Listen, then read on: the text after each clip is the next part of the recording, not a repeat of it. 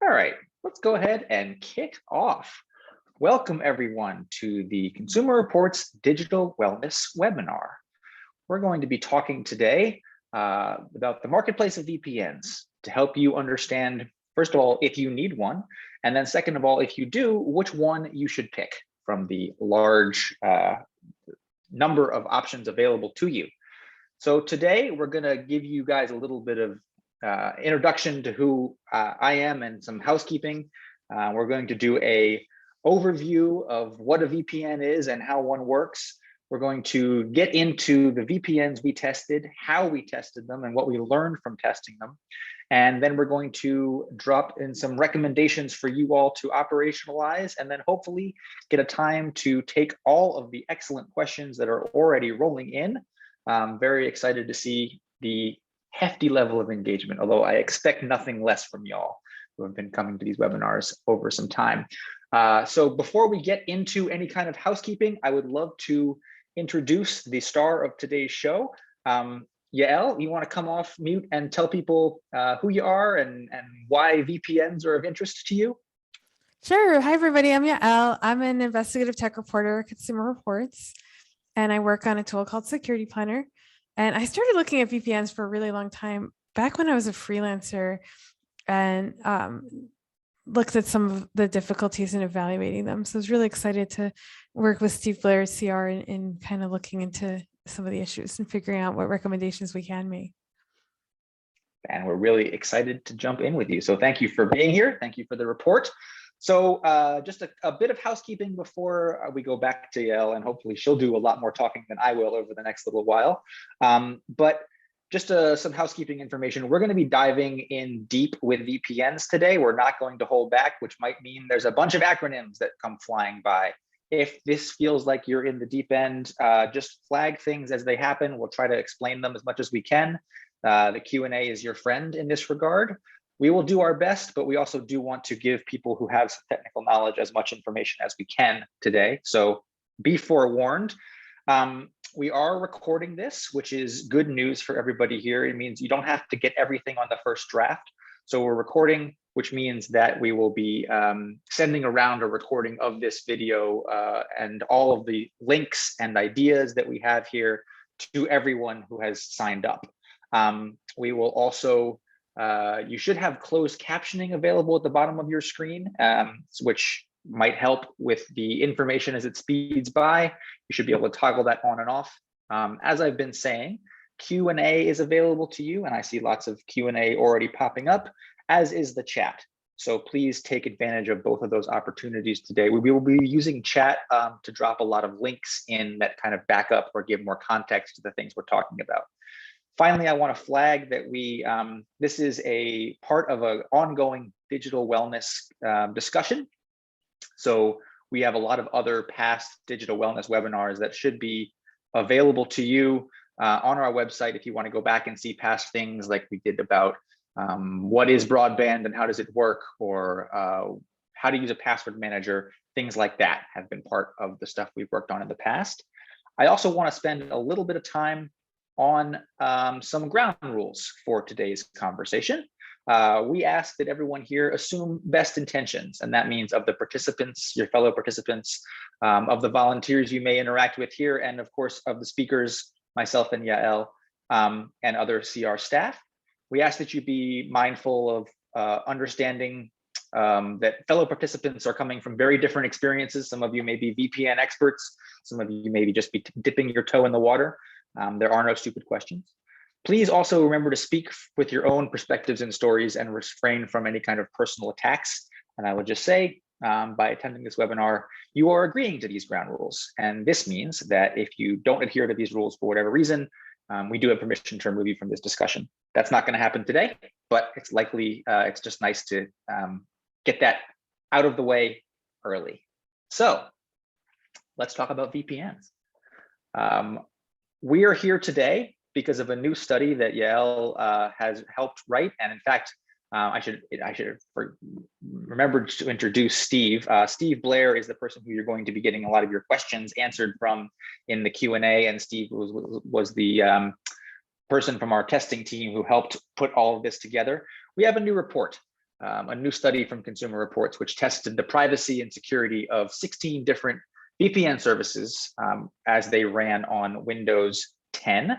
I think essentially our study confirmed what many security experts have said for years, that the industry's privacy and security practices don't always live up to its marketing, and that the marketing for VPNs has outstripped their technical ability in different ways.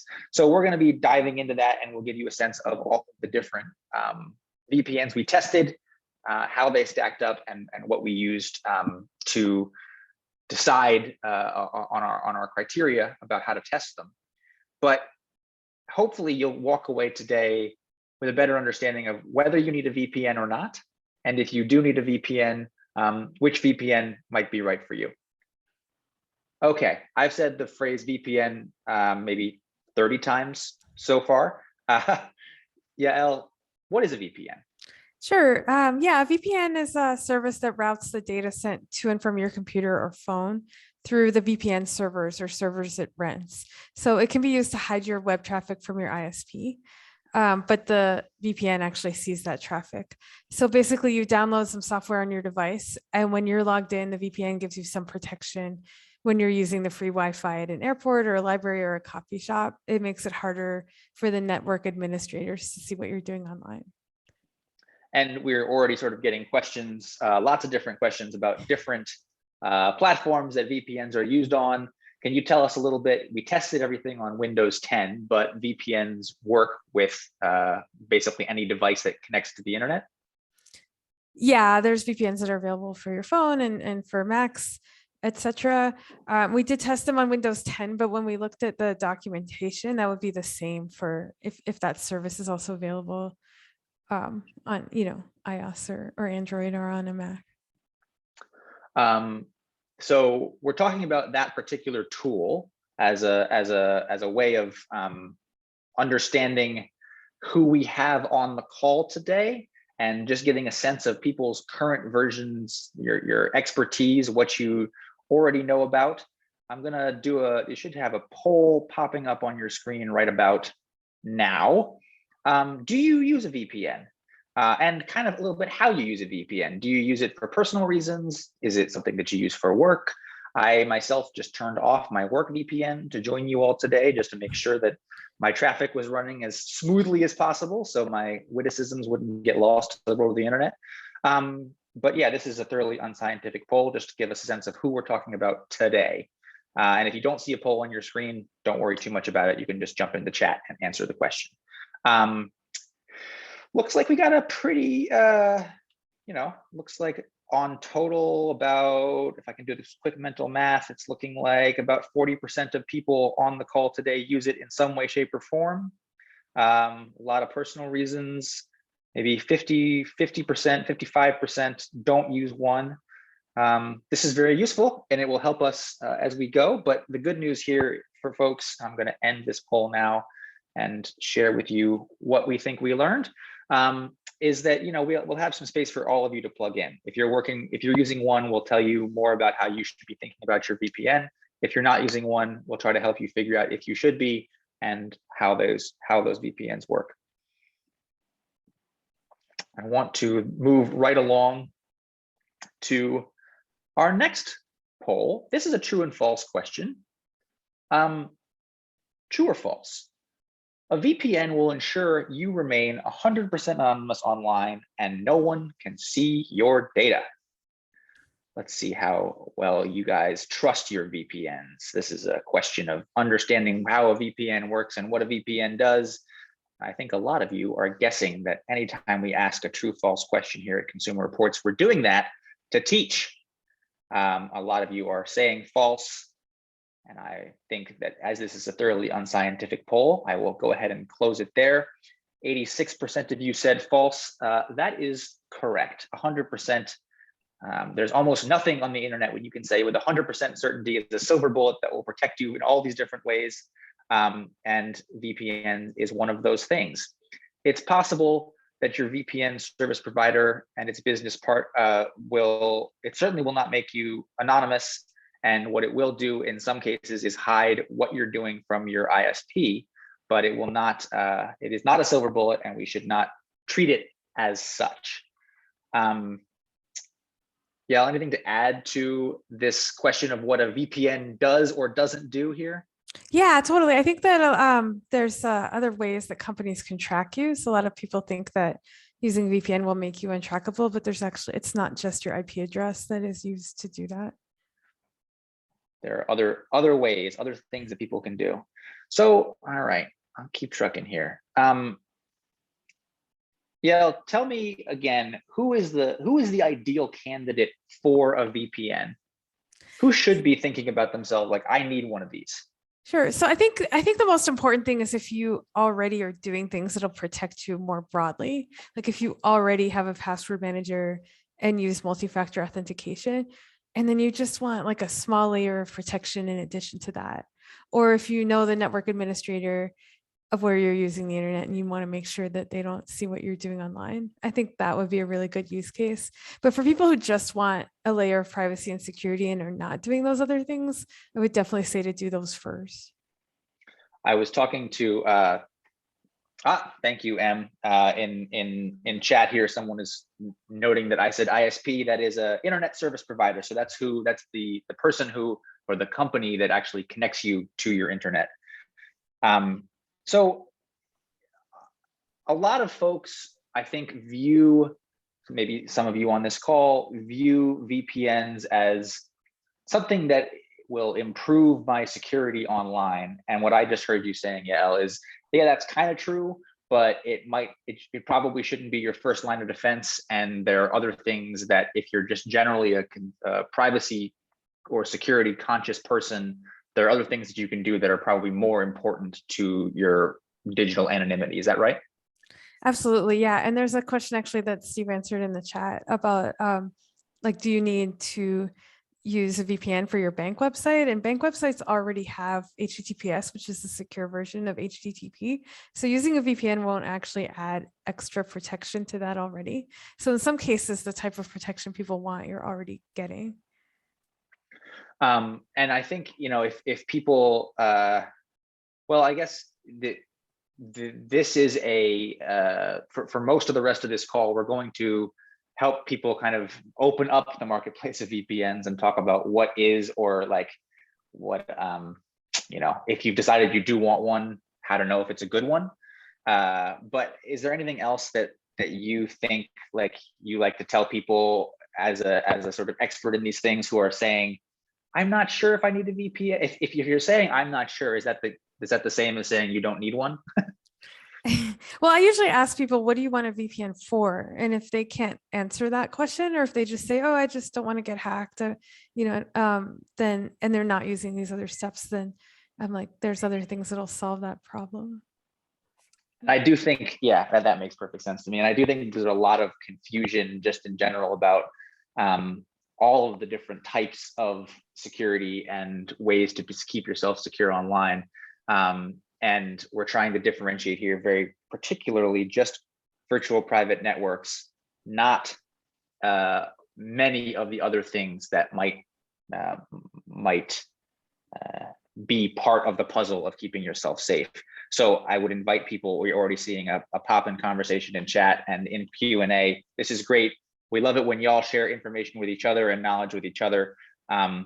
I'm not going to be able to get into password manager recommendations right now, but I would say maybe Amira can drop this link in the chat. We've had a full conversation about password managers, which is up on our website, and not right now. You should stay tuned with us right now, but maybe later you could go back and watch more about password managers and a couple of our other ways of getting into this security question. So if you've decided a VPN is right for you, why is it so dang hard to pick a VPN? Well, there's been a huge rise in consumer demand, and people are much more concerned about their privacy online than they have been for a long time. So people have been turning to VPNs as this extra layer of security, sometimes when they need it and sometimes when they don't. But the increase in demand has led to an explosion of options in the industry. Mid COVID-19 crisis, the global market for VPNs estimated at $32 billion, and that's in 2020, and is projected to reach a size of $77 billion by 2026. So it's going up like crazy, and that growth has meant thousands and thousands of, maybe not thousands, maybe hundreds and hundreds of VPNs available on the market. So all those different options has led to a bunch of confusion. Pricing is very different across the many services. It's hard to gauge how much a VPN should cost, how much is too much, how much is too little. And it's important to note that there aren't any regulations on VPNs or the industry as a whole. And I think part of, Yael, I think part of your project is to say, hey, maybe there should be, and these are what they should be, right? Yeah, and then just kind of looking at some of the marketing claims and how accurate they might be, and are people getting a good idea of what VPNs actually do based on that? So let's get into how we selected the VPNs we chose. Tell us about security, VPNalyzer.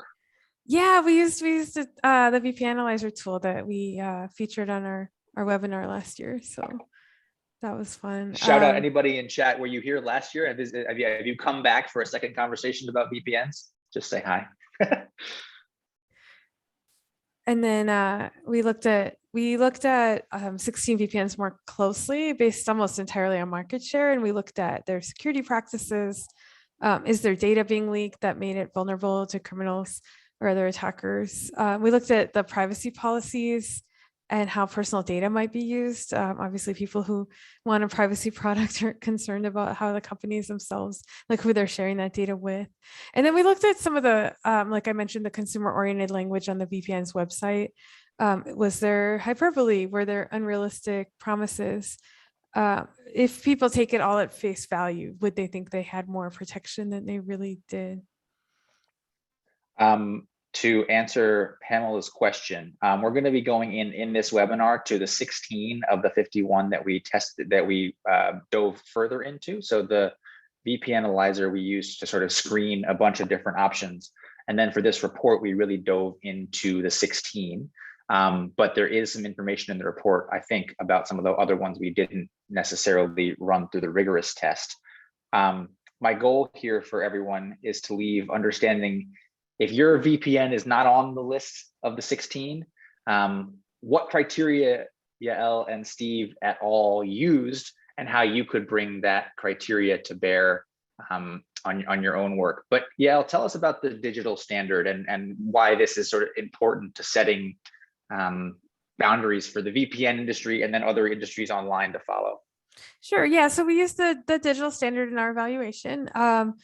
And we looked at, the security and privacy of these, because signing up for a VPN that's not doing a good job can actually make your private data less safe, not more. And so we thought it was really important to use these standards in our rankings.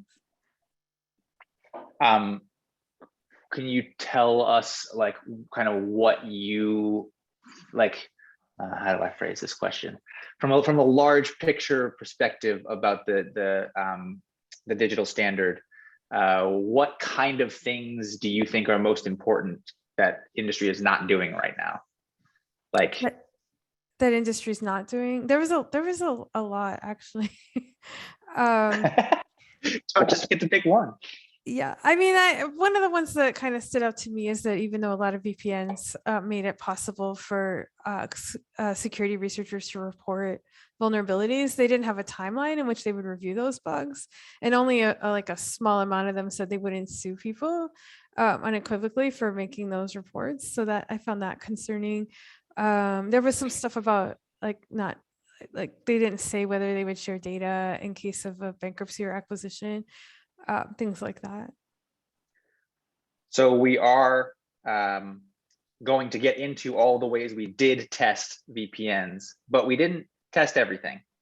So for VPN experts on this call, Yael, what did you not include in our set of options here? And kind of maybe if it's interesting to you, what kept you from including these issues?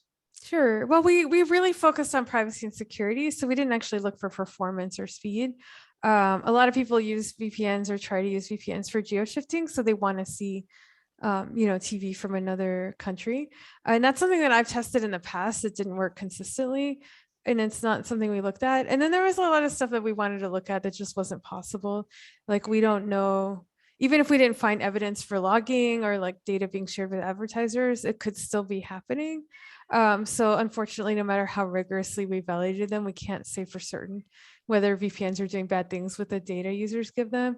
And then we didn't actually look at, just because we have limited, time and bandwidth, we didn't look at hosting providers and third-party partners and things like that.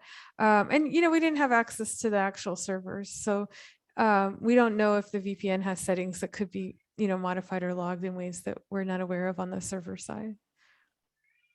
And yeah, ultimately, whenever when we are testing things at CR, we can only go as far as they let us before we get to we can't get all the way under the hood.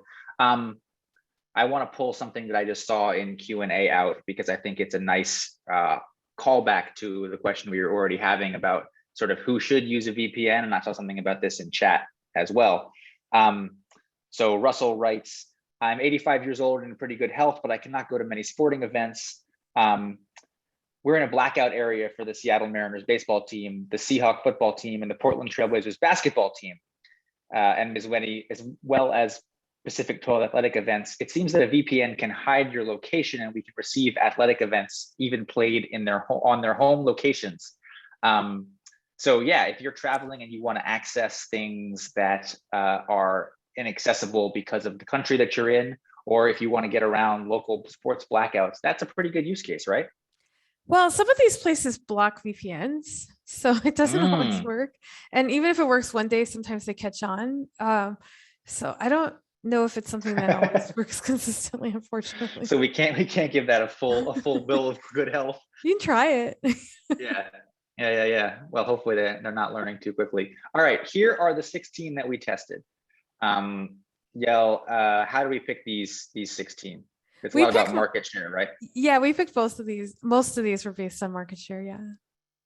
And we will get into this a little bit more as we go, but what should someone do who is on this call right now, who is using a VPN, not on that list? So one thing you can do is you can, if you decide you do need a VPN, you can consider changing to one of our top 3 picks.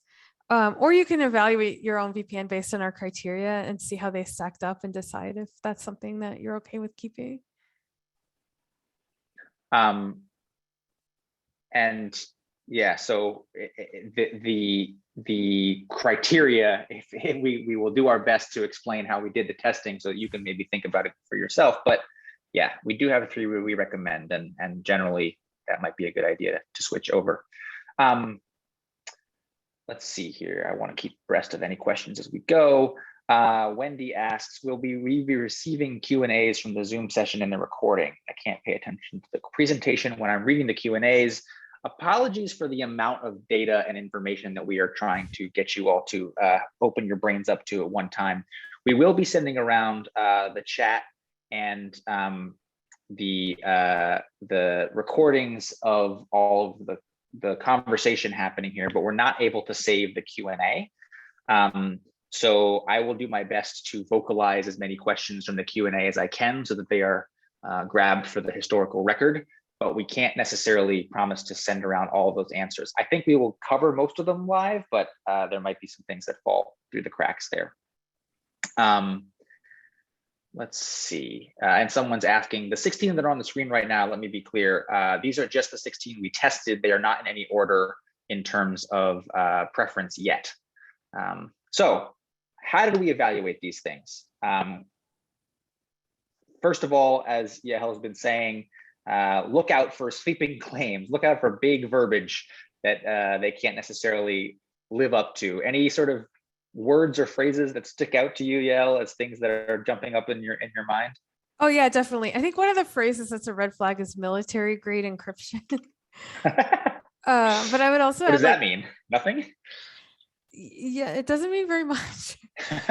I'd also add like digitally invisible, untraceable, anonymous, anyone that promises like absolute privacy or uncrackable encryption or internet without surveillance or anything that kind of makes it sound like a VPN is magical fairy dust that'll protect you from all the things. Yeah, look out for anything that's promising all the things. And then also some of them were difficult to cancel.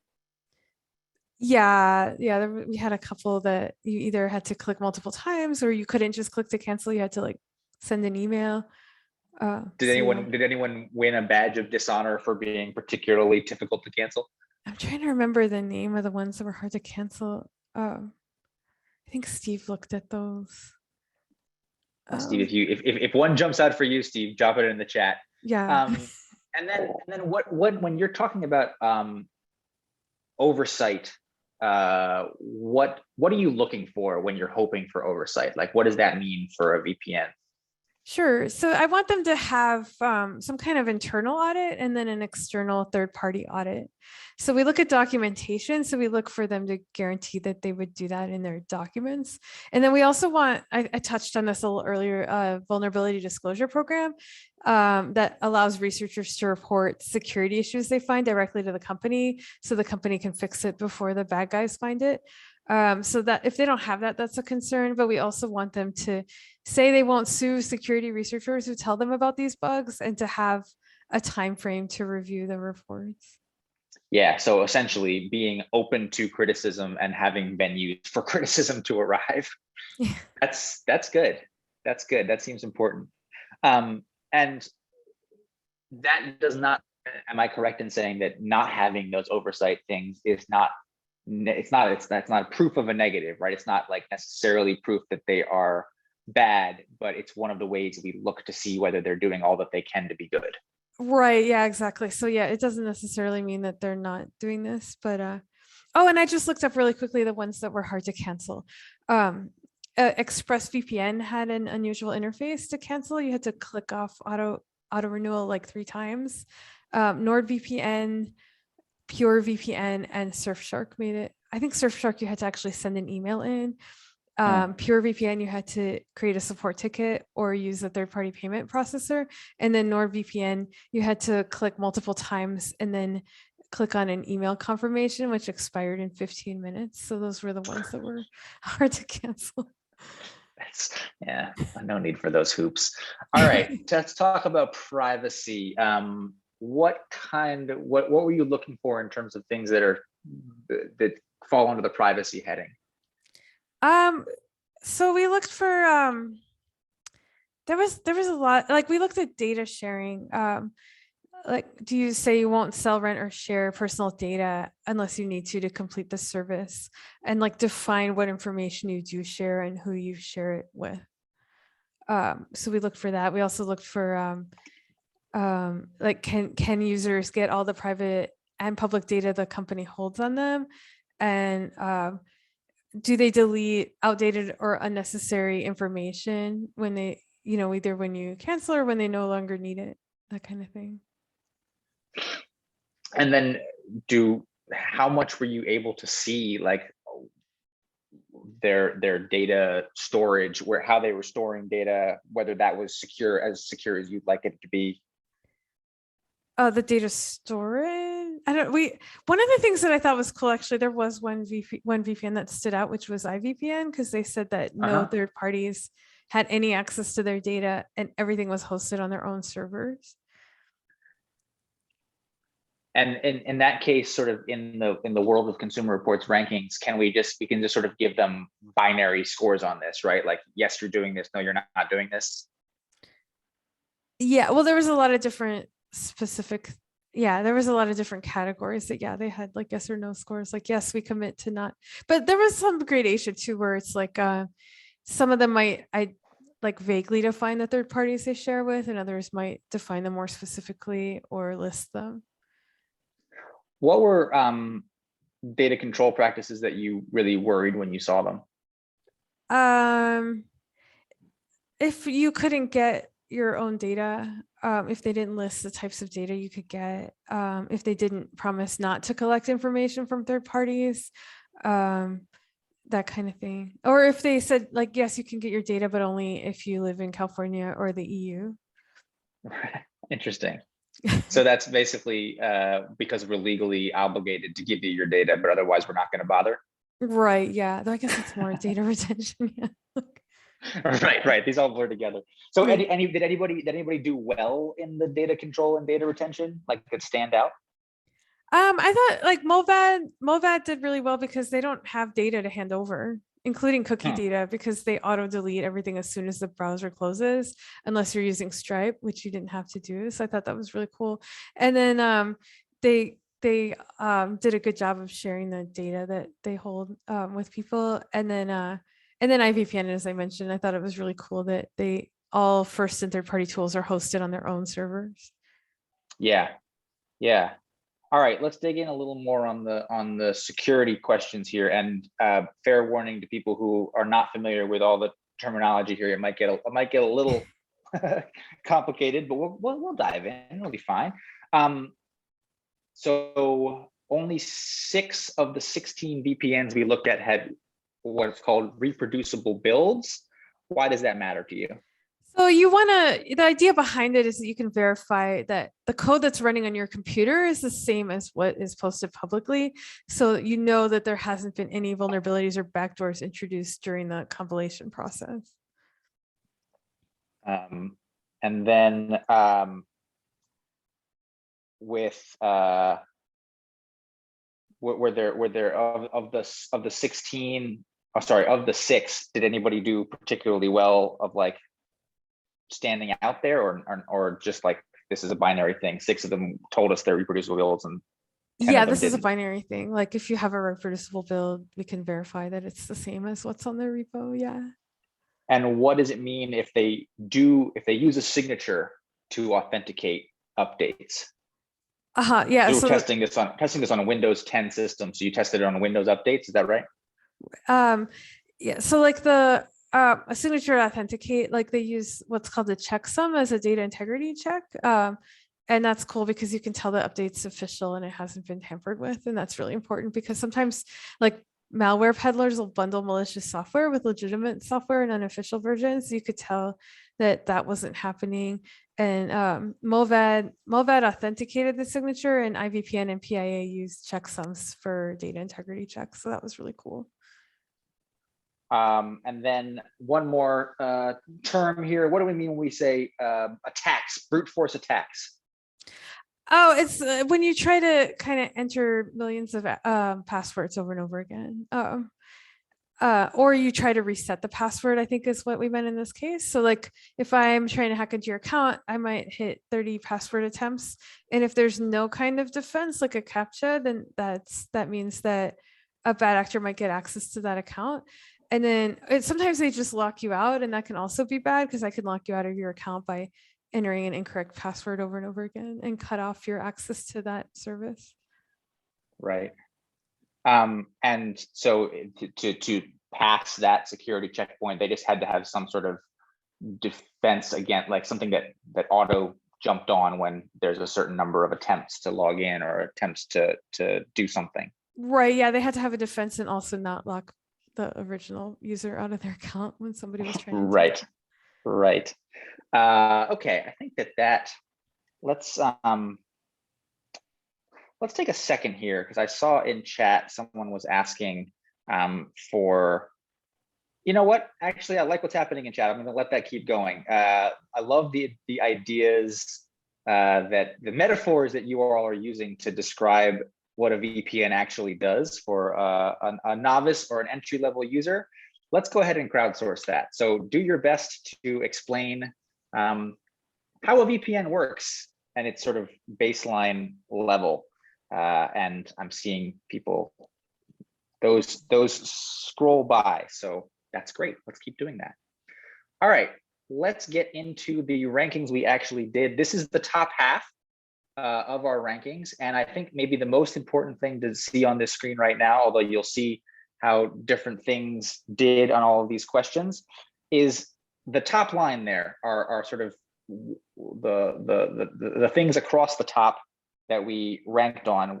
And I think that that's important because if one of your VPNs that you're using right now is not listed, we want you to be thinking about these categories of thing, right? As you imagine what your VPN should be doing.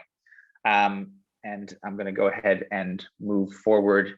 Yael, do you want to say anything about sort of the overall rankings and sort of how Yeah. this chart came together? Sure. So this is kind of an average of the overall privacy and overall security scores for the first two. And then the next three we thought were really important. Like, is there open source software? Has it been audited by a third party publicly recently?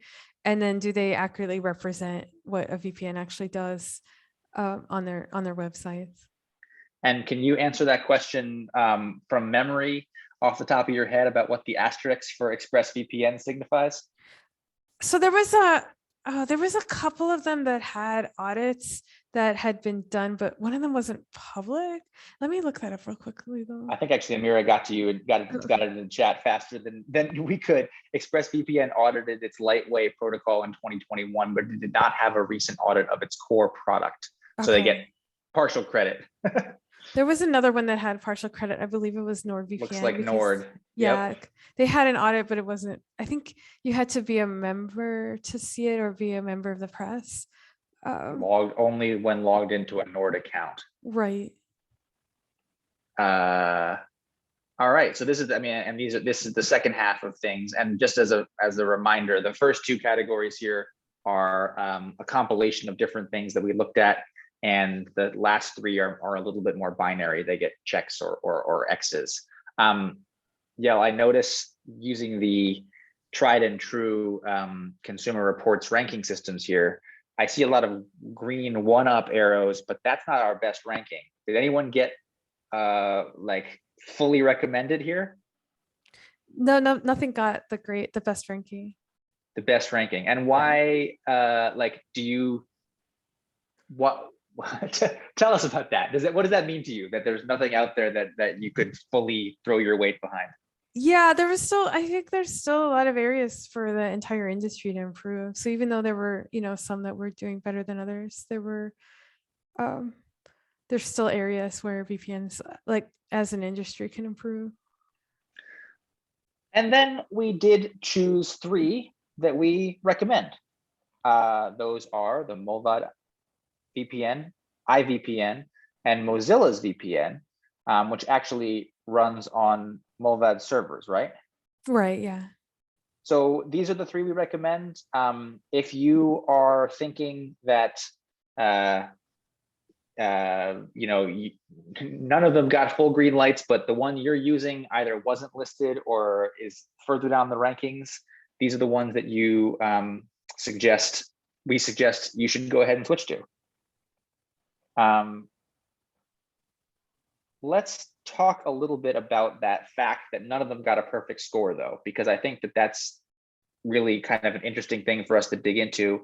And if we could wave our magic wands and make VPNs better, we have a bunch of recommendations in the report that Steve and Yael have put together here. Some of them now are on your screen. So VPNs should distance themselves from employees and partners that engage in human rights abuses.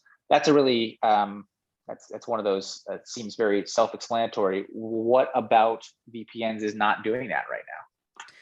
This is actually about ExpressVPN, and they had like a high-level employer who was charged with leaking, like basically spying on activists and government officials on behalf of the United Arab Emirates, if I remember correctly. And the ExpressVPN did put out a press release, but I feel like they didn't really distance themselves.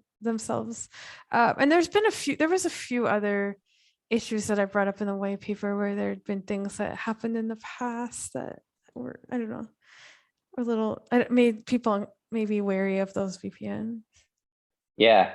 Well, I'll just keep going down this list. VPN should provide accurate information. So we talked about this a lot, but sort of like the things that they were or were not using. Is this mostly a bullet point about disclosure to you? There's been VPNs in the past that said that they didn't log, and then there was a court case, and suddenly they were able to produce logs.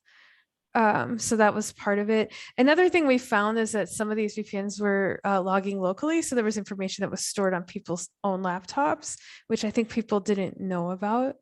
And they say they do that in case you have a tech support question, but it was on automatically. It wasn't just turned on for tech support. So that was one of the things that we found. And then VPN should present their products and technology accurately. That is in many ways the Consumer Reports mission statement, right?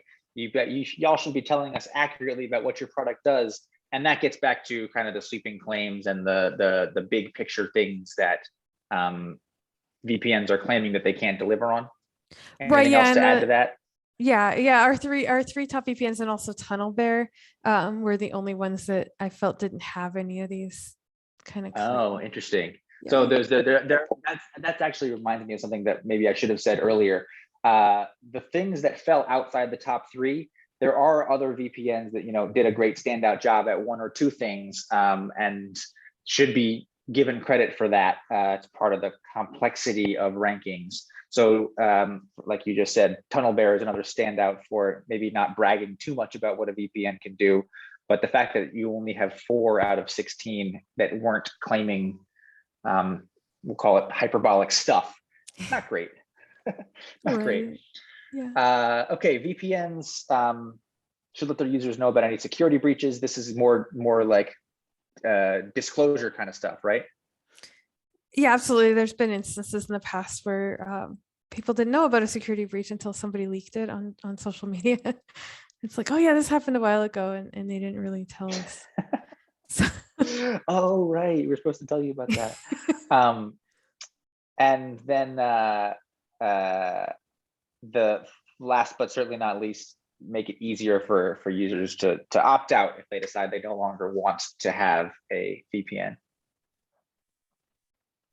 You should be allowed to cancel.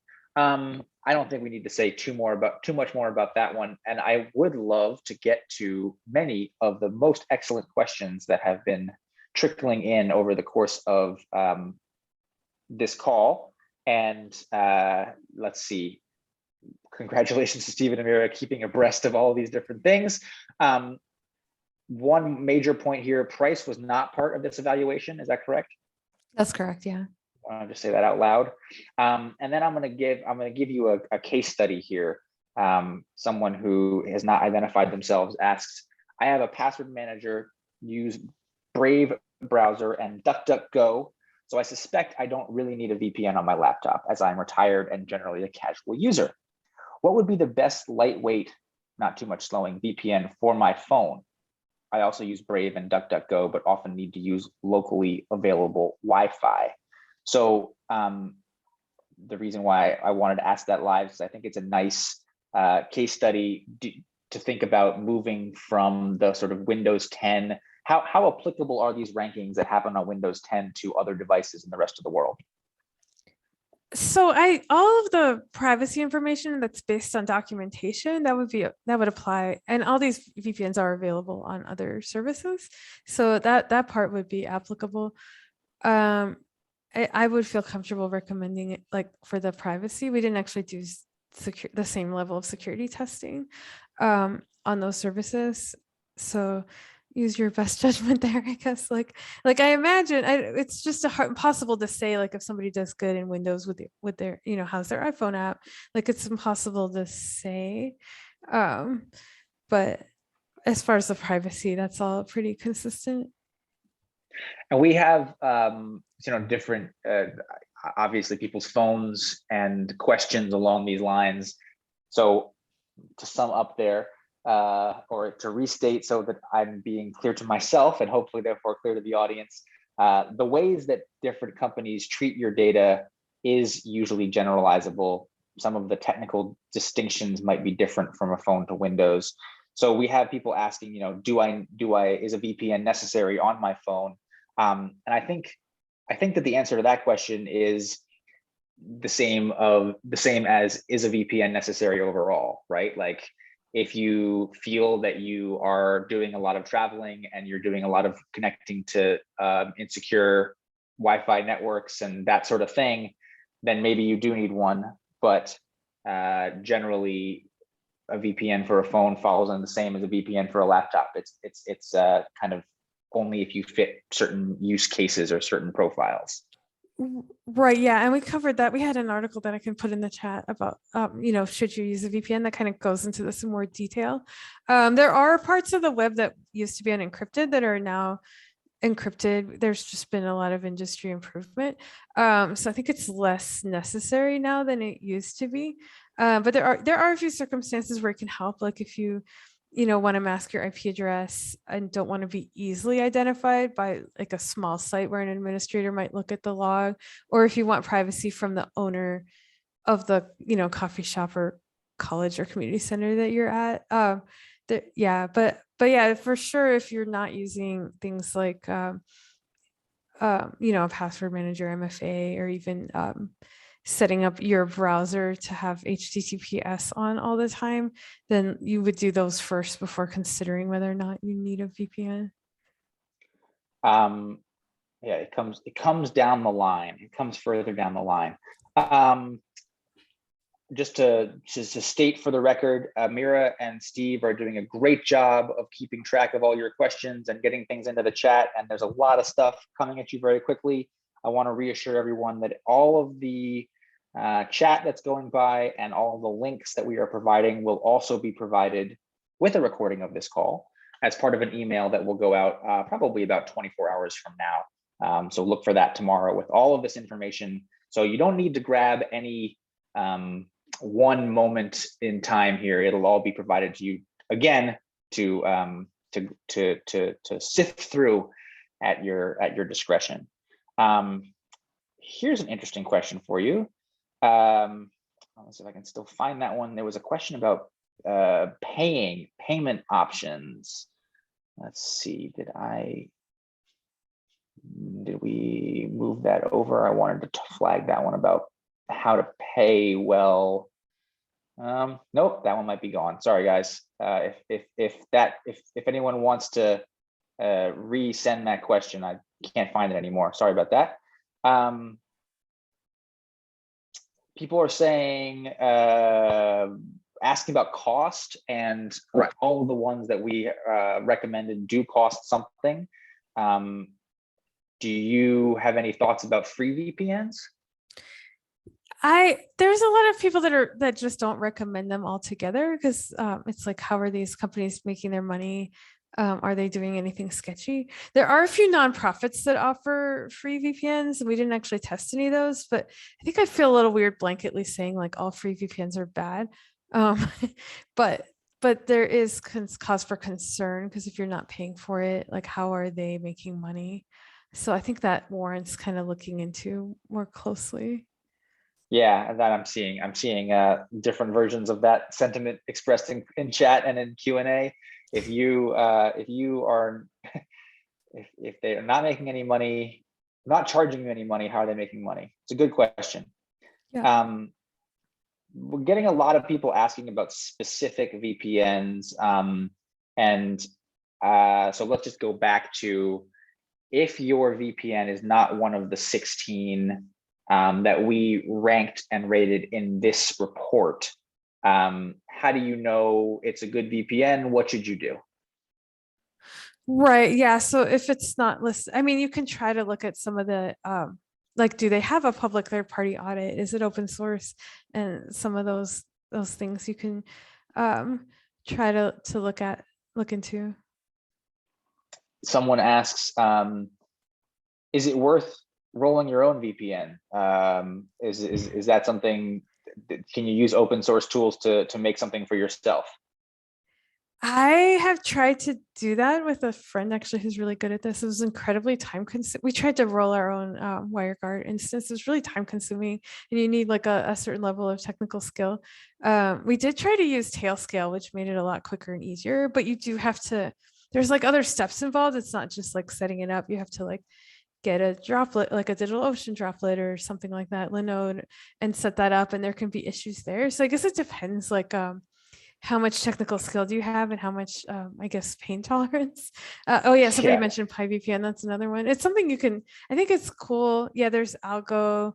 There are different options to do that. I think they're fun to play around with if you are, into technology and have a lot of patience and what I call pain tolerance.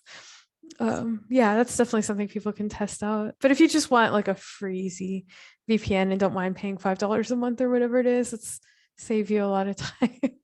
Yeah, yeah, and it sounds like it's also a pretty high technical specificity. It's not necessarily a good look. Okay, lots of questions. Seems like there's sort of a hot topic here about built-in VPNs, iOS, Android built-in, people who are getting a VPN as part of some other package that they are paying for. So I guess I will phrase this question to you this way. Do you have any plans of going back and looking at VPNs in some other build or instance outside of Windows 10? We're still having those discussions. Yeah, we've talked about reviewing that, but I don't have any specific like announcements or anything. Yeah. Fair enough. And is it more, oh, you actually flagged this one. And I don't know if you sort of already talked about this. Is it more important to have HTTPS verified encryption versus VPN?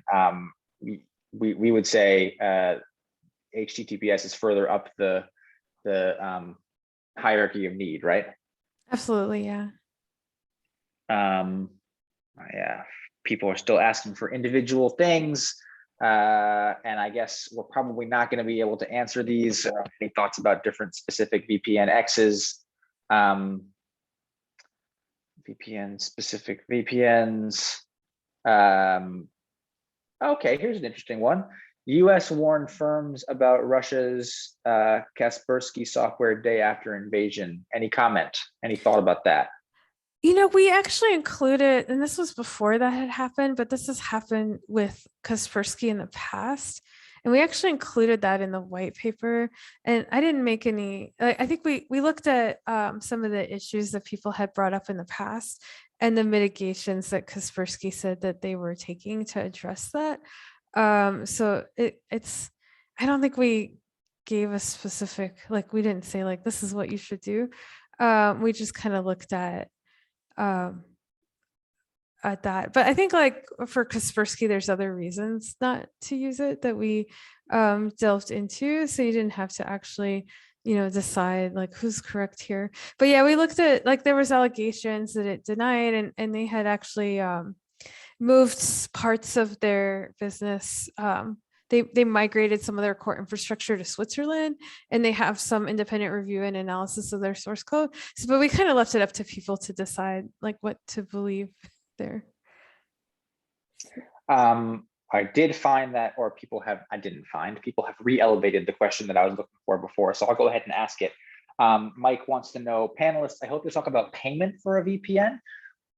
Would I want to choose a VPN that allows me to use Bitcoin to protect my anonymity, even in my enrollment?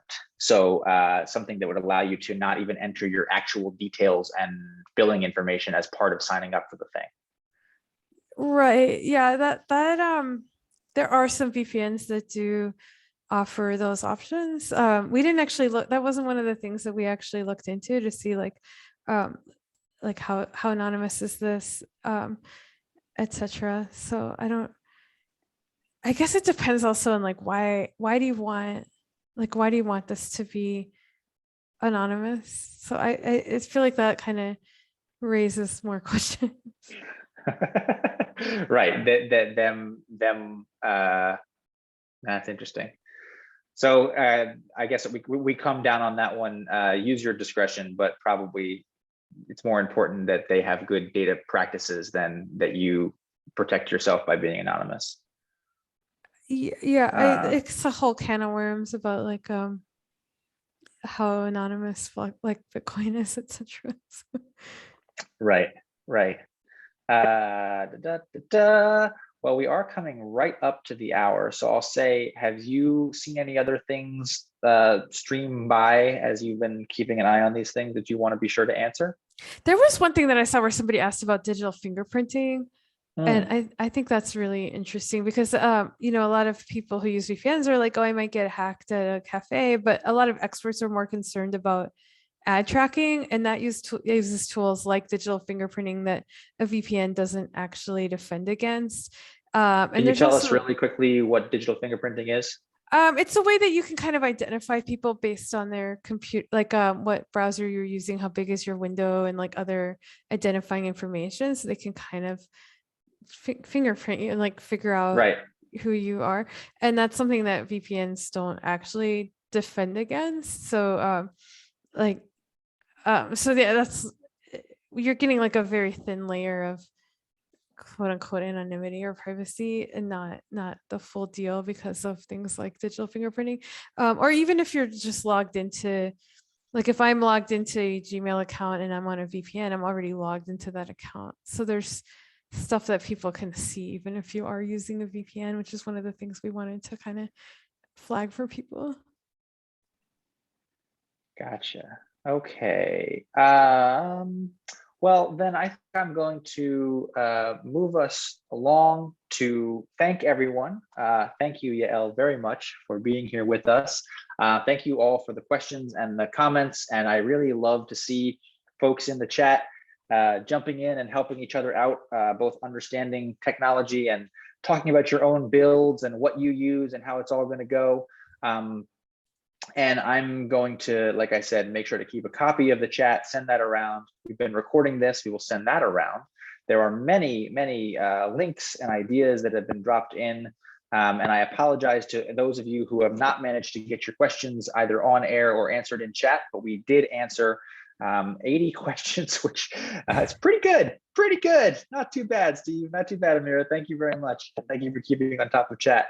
The URL on your screen right now, which is consumerreports.org/events, is where you can find all of our past webinars. Again, that will be an email coming to you tomorrow, but if you're fired up and ready to go right now, you could surf on over and check out such things as our password manager stuff and some of the other things that we've talked about in the past. Yeah, thank you for this robust, interesting conversation. And if you have any questions, things we didn't get to, burning desires to know more information, or even pitches for other things that we should cover on future webinars, you can use the email address on your screen right now, or you can wait for me to send you an email tomorrow and just reply to that. Thank you all very much. Thank you for being here, and yeah, good luck out there choosing the VPN that's right for you, or just getting rid of VPNs in your life. That might be the best for you. Thanks, y'all. Appreciate the time and look forward to our next webinar.